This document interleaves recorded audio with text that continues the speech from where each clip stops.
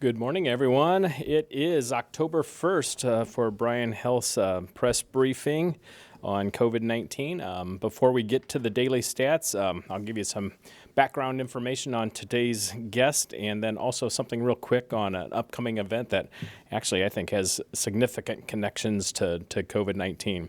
After the daily stats, we'll be joined by Eric Moss, who is the president of the Bryan Physician Network and the Vice President of Medical Center Operations. Eric is a Omaha Burke graduate, Creighton graduate, then got his Master's of Healthcare Administration from the University of Iowa. And before coming and bringing his talents to Bryan, he was at what was then called Allegiant in Omaha and then Banner Health out in Colorado. So he's going to share some information about a location change for our drive-through.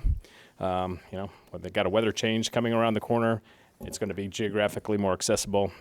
I think you'll enjoy hearing these details.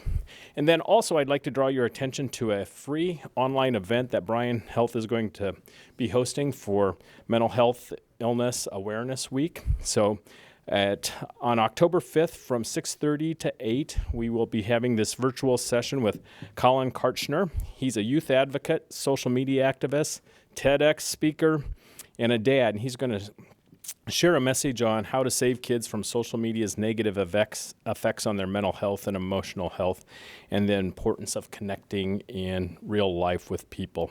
Geez, and how pertinent is that right now as online learning and so forth are driving our kids back into these environments where they can dabble in the social media, even in what would be normal school hours. So I'm really excited to see that. It is going to be certainly for kids, but also for teachers, counselors, adults.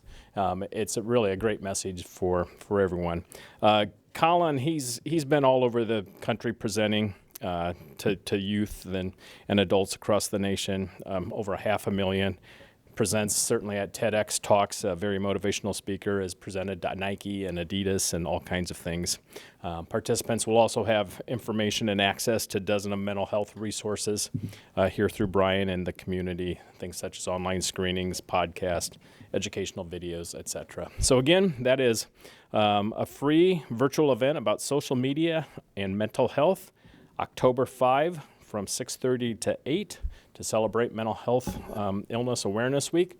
Go to our website for more information. The daily stats, we're quite busy here at Bryan. Our midnight census was 535 patients. We have now administered 24,887 COVID tests. Geez, I think when you get the press release tomorrow, we'll probably eclipse 25,000, which is astounding to me. Positives, we are now at 2,880. And we have 156 pending results, primarily from yesterday's drive-through. They're continuing to keep up with those really well. In-house, we have 53 COVID-19 patients. 36 are from Lancaster County. 17 are from outside of Lancaster County. There are 3 additional patients that we're pending a result on at this time. So I don't know if that's occurred between now and midnight, but so a total 56 in-house with a positive or pending result, and 3 from Lancaster, 18 from outside of Lancaster County. 9 of these patients are on ventilators. 7 of them are from Lancaster County. And of the total, 16 are in the ICU. 10 in the progressive care unit, and 27 in our general care units, beds throughout both campuses.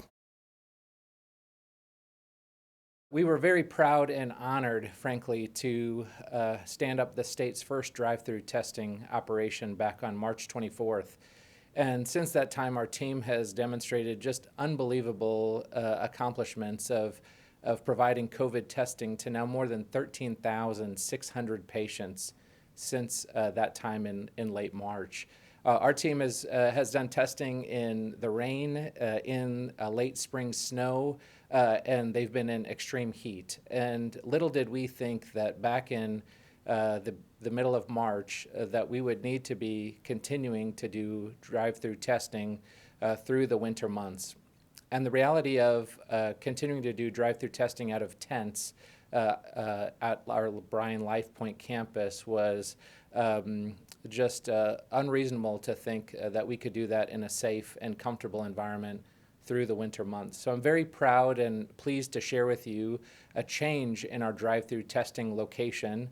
That change will occur on Tuesday, October 6th. So this coming Tuesday, we will move our COVID drive-through from our Bryan LifePoint campus on South 27th Street to the corner of 19th and O Street, 1918 O Street to be exact. It is the intersection of O Street and Antelope Valley Parkway. The important thing to know is while the location changes, the process and the operations really do not change. We've continued to serve approximately 100 patients a day through our drive-through testing operations. The advantage that it gives is it allows us to do testing indoors. So we're actually moving into a former Graham Tire location that is no longer in service. This location provides 5 drive-through bays. So if you think about taking your car in for an oil change or service, this new site has five bays for us to be able to do drive-through testing in an enclosed and heated environment through the winter months. We're very proud, again, of us being able to do this and start this next Tuesday. As I mentioned, the operations really don't change. It's the same staffing that's providing this care. We're testing preoperative patients, so patients in advance of surgery who their provider determines they need a COVID test, as well as patients who exhibit symptoms or who may have an exposure. We're really not testing asymptomatic patients who have not had COVID exposure. There are other methods to get tested for those who may be curious in our community. So the testing process remains the same, contacting our scheduling center in order to get scheduled for a drive-through appointment. It's important to remember patients still need an appointment before they arrive to our drive-through testing location.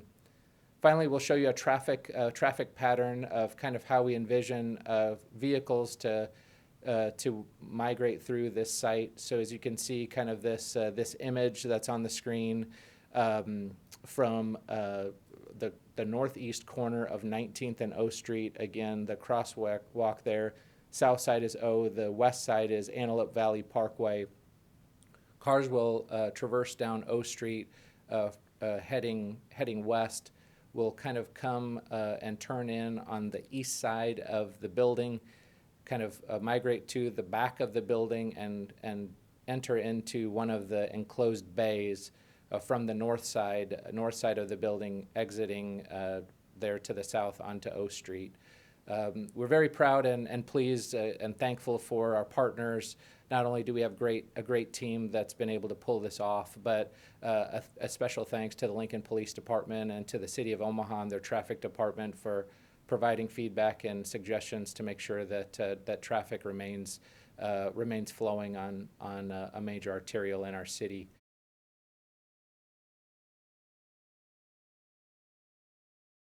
Over the last month, we've had an incredible team deployed to get the site ready for drive-through testing. We've done some minor facility upgrades, ensuring that power, utilities, plumbing is all run to the site.